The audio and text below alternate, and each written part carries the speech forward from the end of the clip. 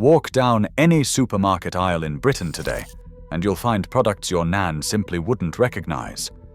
Step back to a kitchen in 1972, however, and you'd see a pantry built on brown bottles, dented tins, and powdered everything. Camp coffee stood next to Bird's custard. Panyan pickle shared a shelf with Shipham's paste. These weren't luxuries. They were the backbone of midweek tea, the workhorses of packed lunches, the quiet companions of every Sunday cold table. Then something happened. Supermarkets expanded, fresh chillers arrived, and one by one these staples slipped from the shelves. Some vanished overnight. Others limped on into the 90s before fading.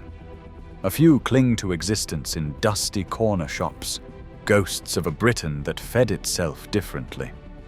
Today we are counting down 20 British pantry staples from the 1970s that have completely disappeared. Let's begin our countdown with number 20. Number 20. Echo margarine sat in nearly every fridge door across Britain through the 1960s and into the 1970s. Wrapped in waxed paper printed with that distinctive yellow and black design, it was the workhorse spread of working-class kitchens, costing around 10 pence for half a pound when butter was nearly double that. Housewives spread it thick on doorstep slices for school sandwiches, creamed it into Victoria sponges, and rubbed it into pastry for steak puddings without a second thought. Made by Vandenbergs at their vast Bromborough factory on the Wirral, Echo was the kind of margarine your mum bought without thinking. Pale, salty, and utterly reliable. The smell was unmistakable, faintly artificial, but somehow comforting. The smell of toast on a Tuesday morning. By the late 1970s, brands like Stork SB and the New Flora pushed Echo to the back of the shelf, and supermarkets had no patience for a third-tier margarine that could not claim heart benefits or churning theatrics. By 1985, Echo had quietly vanished. Today, even Wirral residents who lived in its shadow struggle to recall its packaging. A staple wiped from memory in a single decade. Number 19. Long before liquid sunflower oil ruled the chip pan, every British kitchen kept a tin of Sperry Crisp and Dry tucked beside the cooker. The white vegetable shortening, sold in distinctive yellow and red tins by Lever Brothers, was the fat of choice for proper chips, flaky pastry, and Sunday roast potatoes that crackled like glass. A £1 tin cost around 15 pence in 1973, lasting a family of 5 for nearly a month if the chip pan was managed carefully. Mothers heated a knob in the frying pan, watching it melt clear and odorless, ready to crisp a piece of fish or seal a chop. The texture mattered. Spry was solid at room temperature, but melted at exactly the right point for high-temperature cooking, giving chips a structural crispness that liquid oil simply could not match. By the 1980s, health campaigns against saturated and hydrogenated fats killed Spry's reputation overnight, and Crisp and Dry liquid oil, sold in the same brand, replaced the solid tin entirely. The original Spry shortening disappeared from shelves by 1990. Anyone who fries chips today and wonders why they never quite taste right has their answer.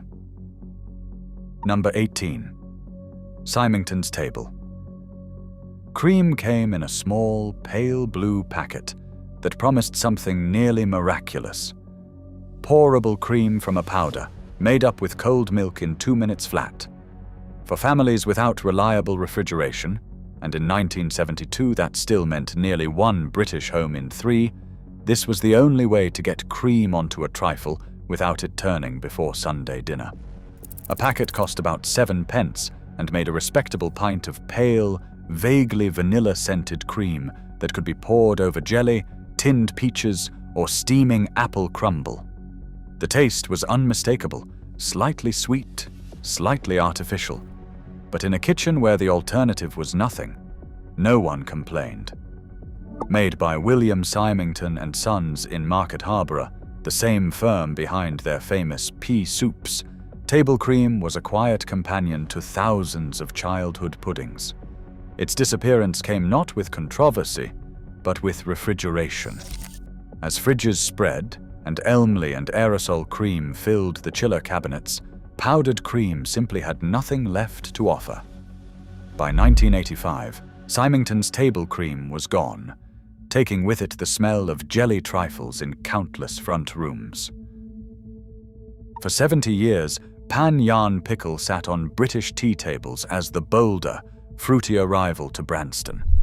Made by Marconicky Brothers and later by Premier Foods, its dark amber chunks of swede, dates, apples and onions in a sweet, sharp sauce were the secret weapon of the cold cuts plate. A jar cost around 12 pence in 1974, and your Nan kept one open for the duration of the cricket season. Spread thick on a slice of cheddar, layered into a corned beef sandwich, or spooned alongside cold pork pie, Pan Yan was richer and sweeter than its competitors, with a distinctive smoky note no rival could quite copy. Then, in 1999, the unthinkable happened. The factory in Norfolk caught fire, and the only handwritten copy of the Pan Yan recipe was reportedly destroyed in the blaze. Premier Foods made half-hearted attempts to relaunch it from memory, but veterans of the Cold Supper insisted the new version tasted nothing like the original.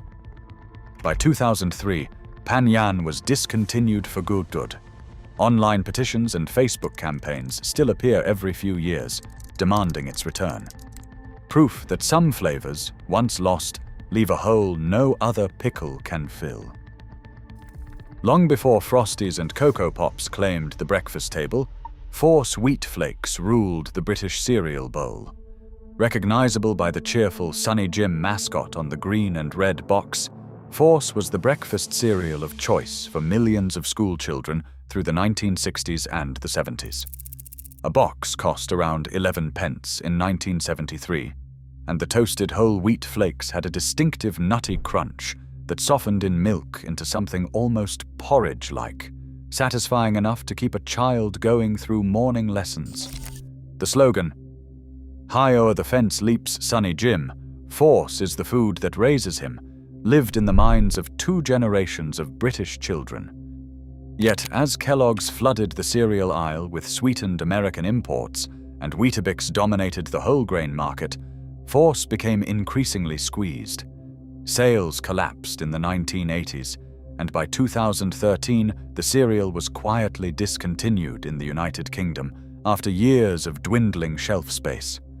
Sunny Jim, once as recognizable to British children as the Robertsons' Golly, vanished without ceremony. Today, vintage Force boxes sell on online auction sites for more than a week's groceries. In the back of every health-conscious kitchen in the 1970s, you would find a yellow box of B-Max wheat germ.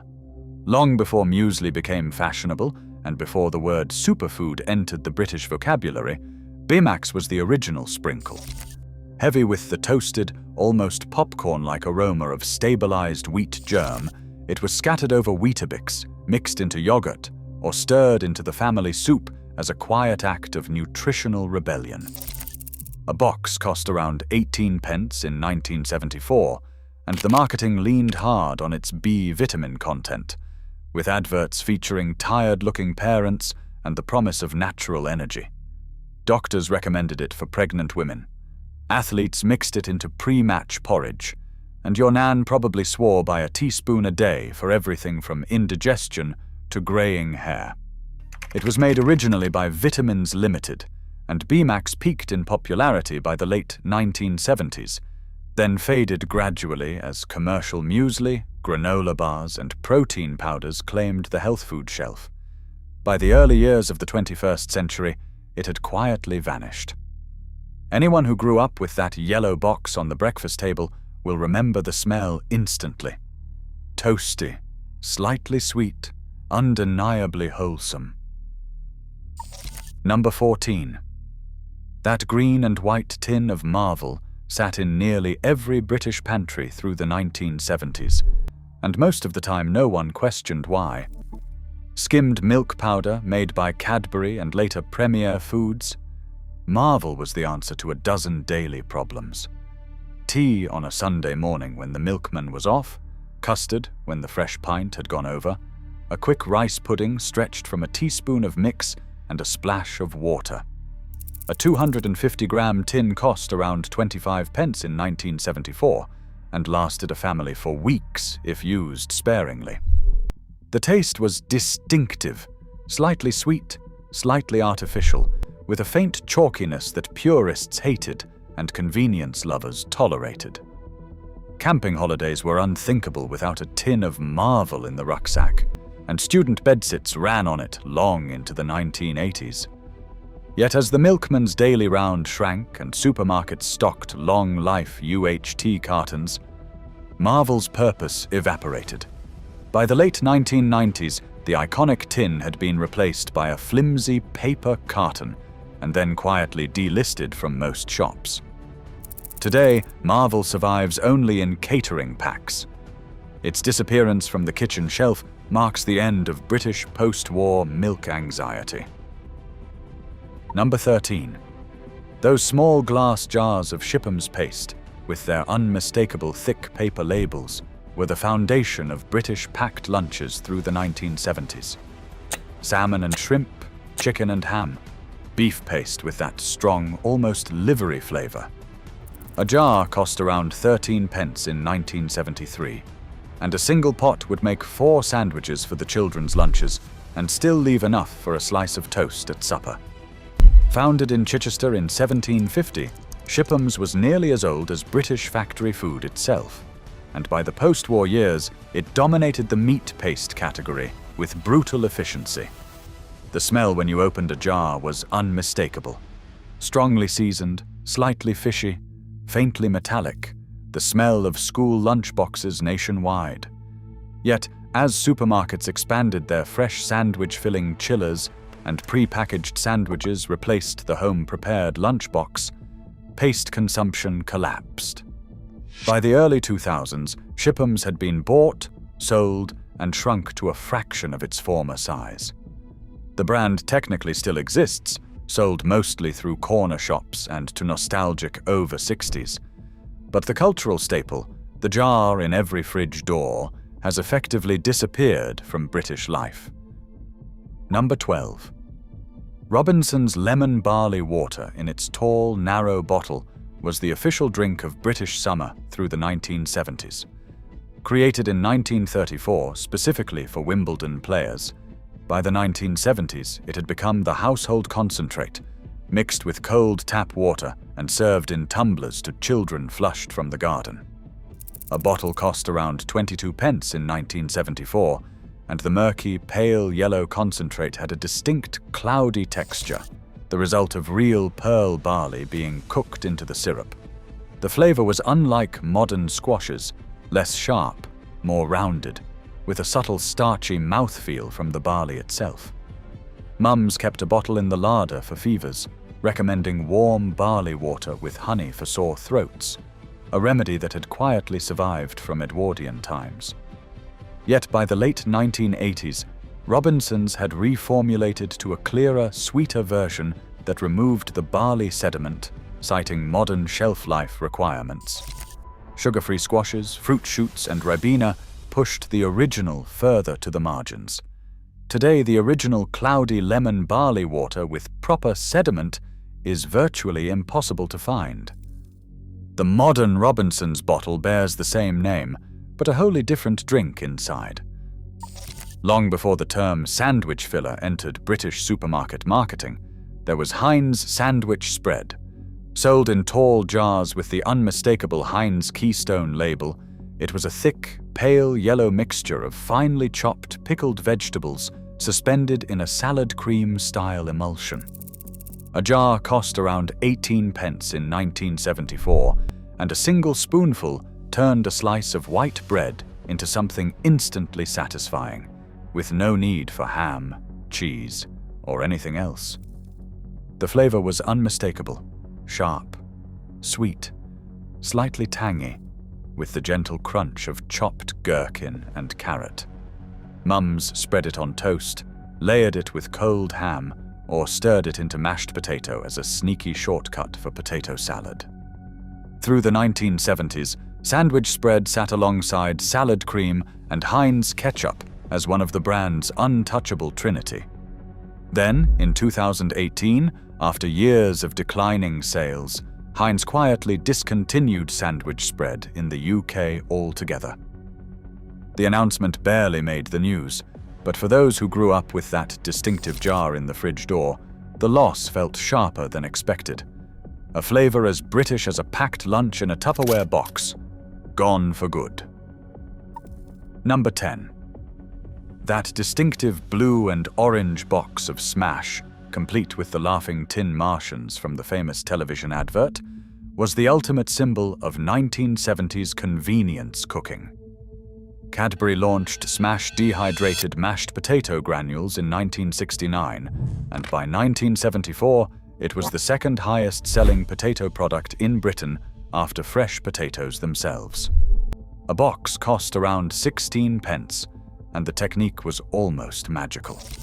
Boil the kettle, pour over the granules, stir for 30 seconds, and you had a bowl of pale, slightly sweet mash ready in less time than it took to lay the table. The Martians' catchphrase, "For mash, get smash," became one of the most quoted advertising lines in British history, voted the greatest TV ad of all time in 2005 in a Channel 4 poll. Yet by the 1990s, the cultural mood had turned against instant food. Real potato mash, ready meals from Marks and Spencer, and the rise of celebrity cooking shows made Smash feel hopelessly dated. The brand still exists, owned now by Premier Foods, but its presence has shrunk to a single facing on most supermarket shelves. The Martians, once national celebrities, are barely remembered by anyone under 35. Number 9. That tall, square bottle of Camp coffee, with its unmistakable label depicting a Gordon Highlander officer being served by a Sikh attendant, was the original instant coffee of the British home. Manufactured in Glasgow by Patterson and Sons since 1876, Camp was a thick, treacly liquid of coffee essence, chicory, sugar, and water. 2 teaspoons in a mug of hot milk gave you something between a coffee and a hot chocolate, the breakfast drink of countless British households through the 1970s. A bottle cost around 28 pence in 1974 and lasted a family for weeks. But Camp's real secret use was baking. Generations of Coffee Victoria sponges, walnut cakes, and tiramisu copycats relied on a tablespoon of Camp essence because it dissolved instantly into batter without leaving granules. As Nescafé Gold Blend and proper espresso machines transformed the British coffee market, Camp's appeal as a daily drink collapsed. The label was redrawn in 2006 to remove what many considered colonial imagery, replacing the kneeling attendant with the men sitting as equals. Camp still exists today, but you won't find it in most supermarkets. It survives in baking aisles and corner shops, a fragment of an older Britain. Number 8. Before HP and Daddy's dominated the brown sauce market, OK sauce held the throne in countless British kitchens. Manufactured by Masons of London and later Colemans of Norwich, OK was a tangy, fruity, mahogany-colored sauce, slightly thicker and slightly sweeter than HP, with a distinctive bottle that featured the bold red and yellow OK logo. A bottle cost around 19 pence in 1974, and it earned its place beside the cooker as the all-purpose dressing for everything from fry-ups to shepherd's pie to cold sausages. The taste was unmistakable, vinegary at first hit, then opening into a deep raisin and tamarind sweetness, with a faint clove warmth at the finish. Devotees swore it was the only proper sauce for a bacon sandwich, and arguments raged on factory floors over OK versus HP loyalty. Then, in the early 1980s, after Coleman's was acquired by Reckitt and Coleman, OK sauce was discontinued without warning. Loyal customers wrote letters, signed petitions, and complained for decades, but no relaunch ever came. Today, vintage OK sauce bottles sell on auction sites as memorabilia, prized by those who remember a brown sauce now lost forever. Number 7. Alfred Bird invented his famous custard powder in 1837, and by the 1970s, the iconic yellow, red, and blue tin sat in nearly every British kitchen. A £1 tin cost around 17 pence in 1973, and the technique passed mother to daughter without ever being written down. 2 tablespoons of powder mixed to a paste with cold milk, hot milk added, stirred constantly until thick and glossy, poured steaming over apple crumble, jam roly-poly, or sponge pudding. The smell was unmistakable, vanilla and starch and something faintly chemical, the smell of Sunday afternoons through every front room window in the country. Bird's was the alternative for households where eggs were too precious for proper custard, and by the 1970s, even families who could afford eggs preferred Bird's reliability. The thick, pale yellow custard never split, never curdled, and tasted exactly the same in every kitchen. Then ready-made plastic tubs of fresh custard arrived in the 1990s, and the powder slowly retreated. The classic tin still exists today, but you will find it on a low shelf, near the cooking chocolate, half forgotten by anyone under 50. The kitchen smell that defined a generation is almost gone. That dark blue and red box of Atora shredded suet was the silent foundation of British cooking through the 1970s. Made in Manchester since 1893, Atora was the brand that took the messy job of grating raw beef suet from the kitchen and turned it into a clean, shelf-stable shred, ready to tip straight into the mixing bowl. A box cost around 14 pence in 1974 and lasted a family of 6 through a winter of dumplings, jam roly-poly, mince pies, and steamed steak and kidney puddings. Without Atora, suet pastry was a labor of an hour. With it, the same pastry came together in 3 minutes flat. The smell when you opened the box was distinctive, faintly tallowy, slightly nutty, the smell of a proper Sunday lunch. Through the post-war decades, Atora was consumed at a rate of nearly £0.5 per household per week. Then health campaigns against saturated animal fats hit hard in the 1980s, and a generation that no longer knew how to make sweet pastry simply stopped buying it. Atora still exists in both beef and vegetarian versions, but the everyday usage is gone. The dumpling has become a museum piece. For most of the 20th century, the breakfast tables of Britain were ruled by a single jar. Robertson's Golden Shred Marmalade, manufactured in Paisley since 1864, sold by the millions, and instantly recognizable by the cheerful Gollywog mascot stamped on every label. A jar cost around 21 pence in 1974, and the contents were defining. A clear, almost translucent amber jelly cut with fine threads of Seville orange peel.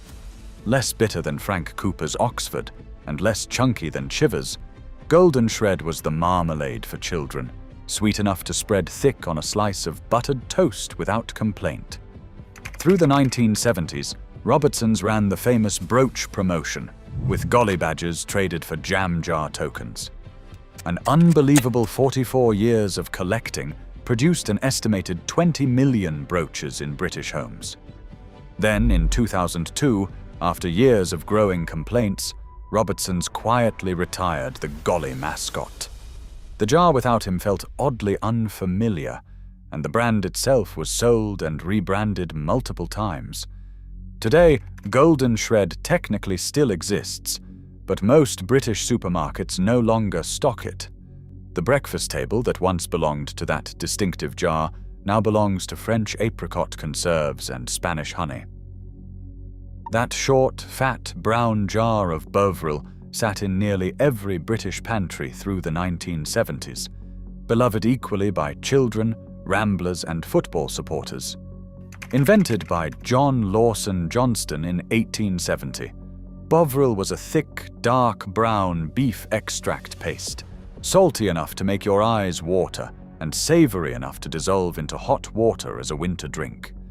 A jar cost around 32 pence in 1974 and lasted half a year if used sparingly. The smell when you opened it was almost overpowering, deeply meaty, faintly leathery, the smell of the back row of the football terrace on a freezing January afternoon. Bovril had 1,000 uses.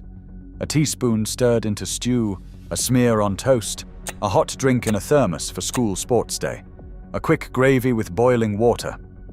Then the BSE crisis hit in the 1990s, and Bovril was forced to reformulate, removing all beef from the recipe and going temporarily vegetarian for several years. Beef returned in 2006, but it was never quite the same product. The original deep bass Bovril of the 1970s, the kind that knocked you sideways with its first sniff, has effectively disappeared.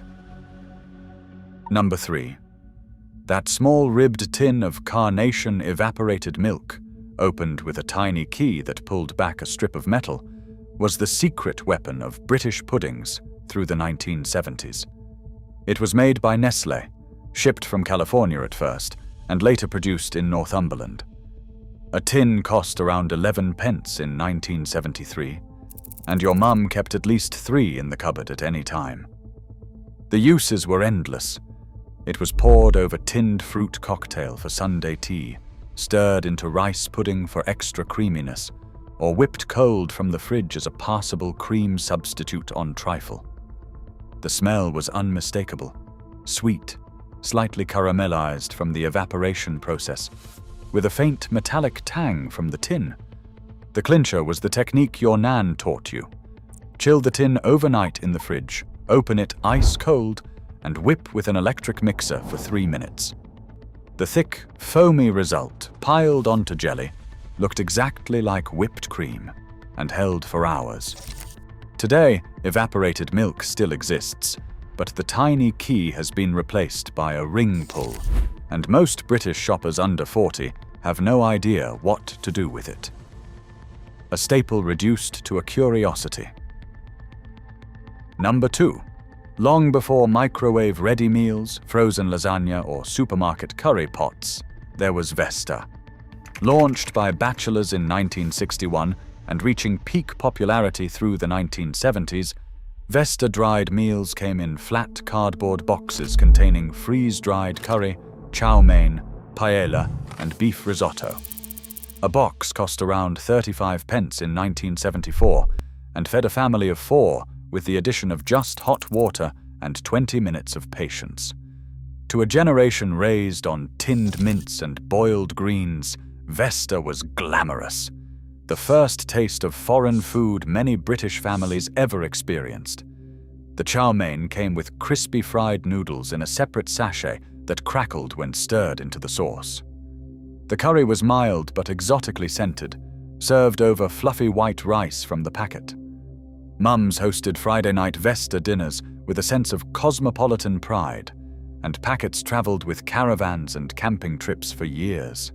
Then real Indian and Chinese takeaways spread to every British high street, and frozen ready meals filled the supermarket aisles.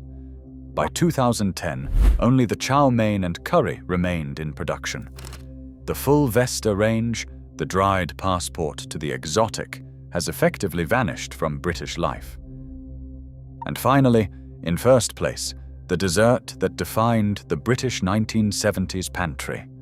Angel Delight and Instant Whip, both made by Birds, were the magical packets that turned half a pint of cold milk into a fluffy, mousse-style pudding in 90 seconds flat.